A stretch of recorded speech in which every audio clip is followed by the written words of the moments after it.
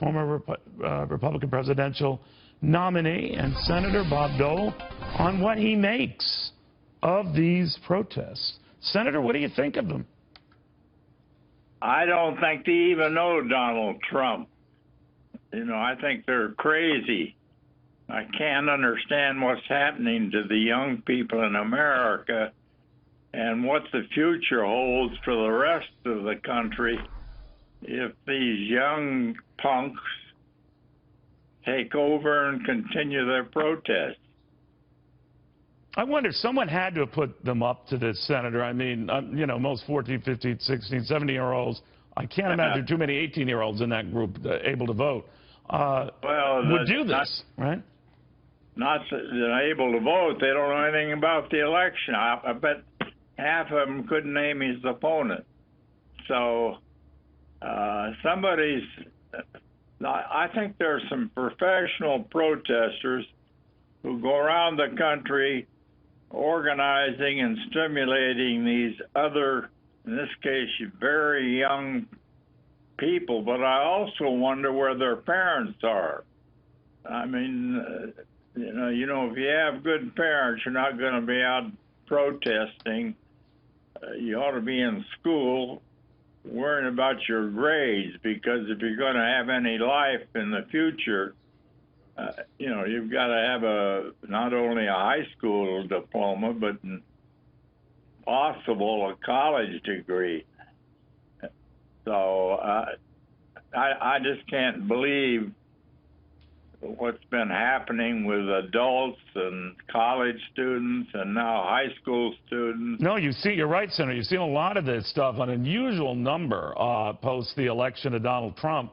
And I'm wondering if it continues and escalates, and now we're getting word that they're planning national protests, various groups not satisfied with the results, for January 20th, the next year, when Donald Trump will be inaugurated president. Is the goal here to just stop him right as he starts and to just have the media keep talking about these stories? Even in the case of Leslie Stahl in the 60 Minutes interview, the first issue about protests she brought up concerned Donald Trump protesters who, you know, might have spray painted some racist terms here and there. I mean, but nothing approaching the magnitude of what we're seeing elsewhere, and a lot of the violence too. Yeah, well, Leslie's a good liberal, and she hasn't gotten over the election yet. But I guess next will be elementary schools and then maybe kindergarten. You know, we're not too far from that. That's a very good, sad point here. But what I want to know, eventually this will die down. I mean, there's been pressure, Senator, on Barack Obama, maybe in a press conference today, to address this, to urge calm. He was very civil to Donald Trump and said all the right things, as did Hillary Clinton in her concession speech. Do you think either or both of them should come forward and address what's happening here? Oh, yes. Well, I think they have an obligation. After all, Obama is still president of this great country, and Hillary, you know, has a lot of fans, and of course, all these people, whether they know her or not, are protesting because she lost.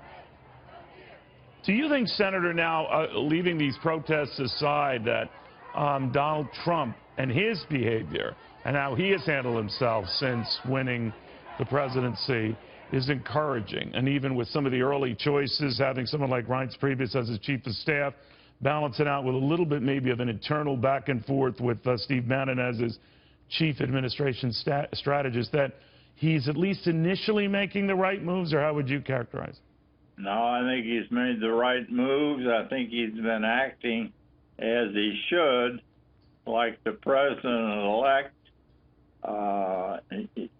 You know, I guess he did have a little tweet about the New York Times, but they deserved it. So, I know. I think he's doing a good job. I'm going to try to reach him today to talk with him. Well, that would be an important phone call. Senator, thank you. I don't want a job. So. Yeah, you don't want anything. All right, Senator, very good having you. Be well. Be safe. Well, you be well. I pray for your health.